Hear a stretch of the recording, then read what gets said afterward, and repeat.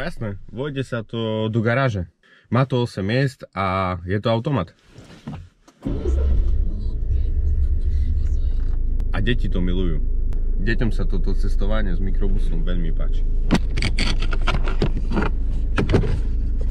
My sme vlastne len 5. Veľa ľudí, ktorí sú 5, sa nejakým spôsobom do auta zmestia. Ale my tým, že máme 3 deti, malé, všetky musia sedieť v autosedačkách, v tých veľkých. Jedno dieťa musí sedieť dokonca vo vajíčku. Proste neexistuje auto, do ktorého by ste dali 3 plnohodnotné detské autosedačky vedľa seba na zadnú lavicu. Chcel som tým všetkým povedať len to, že aj keď ste napríklad len 5 a niekde cestujete, tak to cestovanie je oveľa pohodlnejšie, ak máte k dispozícii napríklad takýto 8-miestny mikrobus. Vpredu sedí vodič, v strednej rade sedí mamka s jedným dieťaťom, a v tej zadnej rade sedia obidve tie staršie deti. Vy máte v podstate vpredu pokoj a nemusíte sa stále baviť s nejakým dieťaťom, ktoré je vedľa vás. Väčšinou je to tu najmenšie, ktoré je vo vajíčku. Tak máte to dieťa vo vajíčku v strednej rade napravo a venuje sa mu manželka. Keď máte tie deti, tak viete, že vám treba brať so sebou bicykle, kolobežky, korčule, lyže. Dá sa to obchať aj do osobného auta.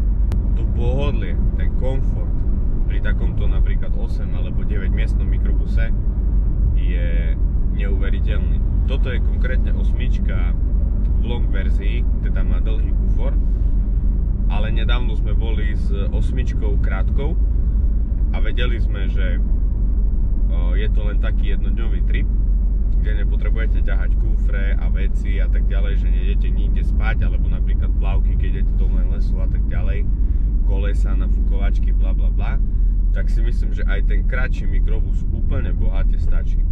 Tým pádom, že tie mikrobusy majú polohovateľné sedadla, že si viete tie sedačky posúvať dopredu, dozadu, tak vy si vlastne ten batožinový priestor určujete sami. Tá variabilita na tých autách je úplne perfektná a my keď cestujeme ďalej ako 100 km, stále si berieme mikrobus. Takýto mikrobus mimo sezóny si viete dokonca aj u nás požičať za ceny, ktoré sa pohybujú niekde od 40-45 eur na deň. A to cestovanie sa nedá porovnať nejakým osobákom. Je to vlastne trošku väčšie ako osobák, ale vnútri je to tak priestranné, potrebujete sa otočiť na druhú stranu k deťom, potrebujete si sklopiť jedno sedadlo, lebo niečo potrebujete deťom vybrať. Maximálne variabilné, maximálne prispôsobiteľné, presne tak, ako to vy potrebujete.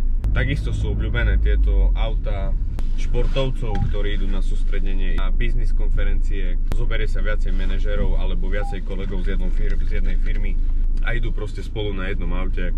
Ekonomicky to vychádza stále lepšie, platiť jedno vozidlo, jednu naftu, jedné diaľničné poplatky a tak ďalej.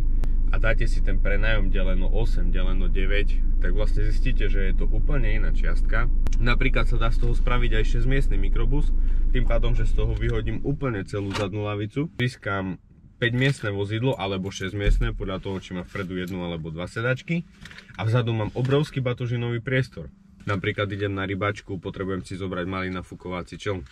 Idem na lyžovačku, ideme síce 4, berieme proste lyže a tak ďalej a do toho osobáku, ale máme toľko vecí, že by sme buď museli za sebou ťahať nejaký vozík, alebo by sme si museli kúpiť strešný nosič. Je to určite oveľa komfortnejšie a pohodlnejšie, aj keď idú 4 osoby, ale majú strašne veľa vecí. Tak určite aj toto auto je na zváženie. Ak by si hocikto chcel prenajať, vyskúšať na jeden deň, na 2 týždne, je to úplne jedno. My vám veľmi radi tieto vozidlá prenajmeme, vyskúšajte si ich, prispôsobte si ich podľa seba. Aktuálne sa nachádzame po letnej sezóne, kedy tieto autá sú menej vyťažené, robíme na nich samozrejme servisy, všetky autá sú prezuté na zimné pneumatiky. Takže ak by niekto chcel, určite sa nám ozvite a taktiež ponúkame aj mimo sezónne ceny, ktoré sú až o 20% lacnejšie ako v tej najväčšej sezóne v jún, júl, august. Budeme veľmi radi. Všetky informácie, žiadosť o cenovú ponuku, rezerváciu vozidel nájdete na našej stránke autakošice.sk. Dajte nám vedieť, budeme len radi. Ďakujeme za každú jednu rezerváciu, za každý jeden rent.